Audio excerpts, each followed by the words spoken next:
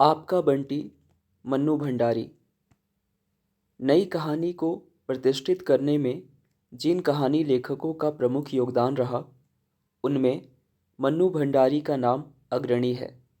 वे सदा से ही नारी अस्तित्व के पारिवारिक और सामाजिक पक्ष के प्रति पूर्ण सजग रही हैं। आधुनिक हिंदी लेखिकाओं में मन्नू भंडारी का स्थान महत्वपूर्ण है। आपका बंटी स्वतंत्र रूप से लिखा गया उनका पहला उपन्यास है।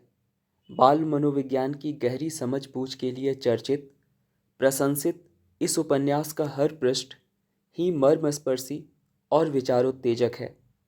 हिंदी उपन्यास की एक मूल्यवान उपलब्धि के रूप में आपका बंटी एक कालजयी प्रतिष्ठित उपन्यास है। उपन्यास के प्रमुख पात्रों पर यदि हम दृष्टि डालें तो पाते हैं कि बंटी उपन्यास का प्रमुख बाल पात्र है, जो शिक्षित व स्वतंत्र विचारधारा वाले माता पिता का पुत्र है।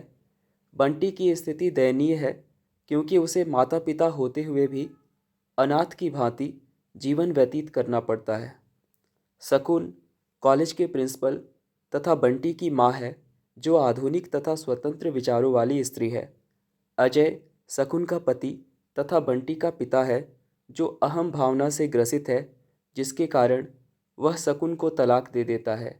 वकील चाचा शकुन व अजय का वकील है, जो समय समय पर उन्हें हिदायतें यानी सलाह देता रहता है।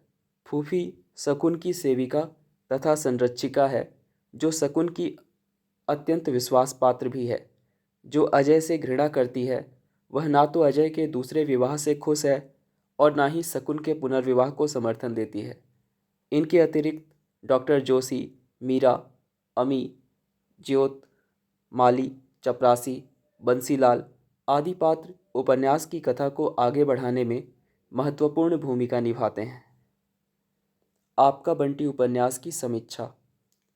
मन्नू भंडारी ने आपका बंटी में तलाकशुदा पति पत्नी के प्रश्न को बच्चे की समस्या के बिंदु से उठाया है। बंटी शिक्षित व स्वतंत्र विचारधारा वाले माता पिता शकुन व अजय का पुत्र है। शकुन व अजय दोनों ही अहम भावना से ग्रस्त हैं, जिसके कारण उनके बीच कभी समझौता नहीं हो पाता और दोनों एक दूसरे से अलग रहते हैं।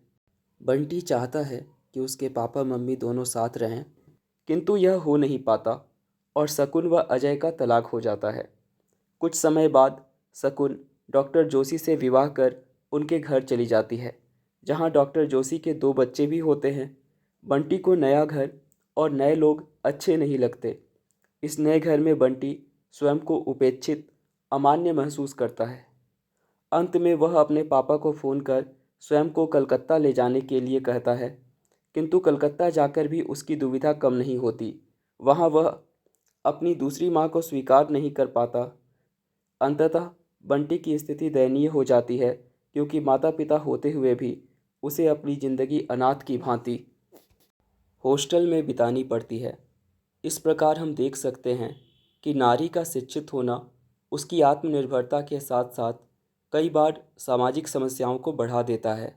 अशिक्षित या रूढ़िवादी संस्कारों से ग्रसित नारी पूर्णतया परावलंबित होने से कई बार अपमानजनक समझौतों को करते हुए भी दाम्पत्य जीवन को बचा लेती है, किंतु आज की आधुनिक स्त्री आर्थिक दृष्टि से स्वनिर्भर होने पर इस प्रकार के समझौते के लिए तैयार नहीं होती। उपन्यास में खंडित दाम्पत्य को दिखाना मात्र लेखिका का लक्ष्य नहीं है, अपितु खंडित माता पिता के बच्चे किन परिस्थितियों से गुजरते हैं, यह दिखाया गया है। इस उपन्यास में कथानक की मांग के अनुरूप ही पात्रों का संयोजन किया गया है। वकील चाचा और शकुन के चरित्र एक दूसरे को पूरी तरह प्रभावित करने में समर्थ हैं।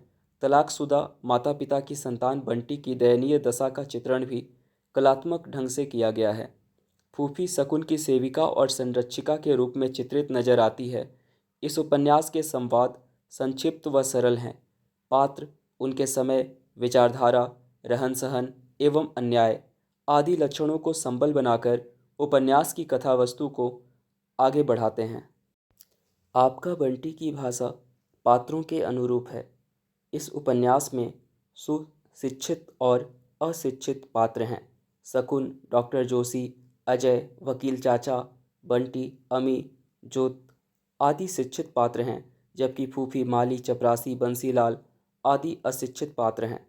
मन्नू जी ने इस उपन्यास की भाषा में अंग्रेजी, संस्कृत के तत्सम तद्भव, उर्दू, अरबी, फारसी के शब्दों का सुंदर कलात्मक ढंग से प्रयोग किया है।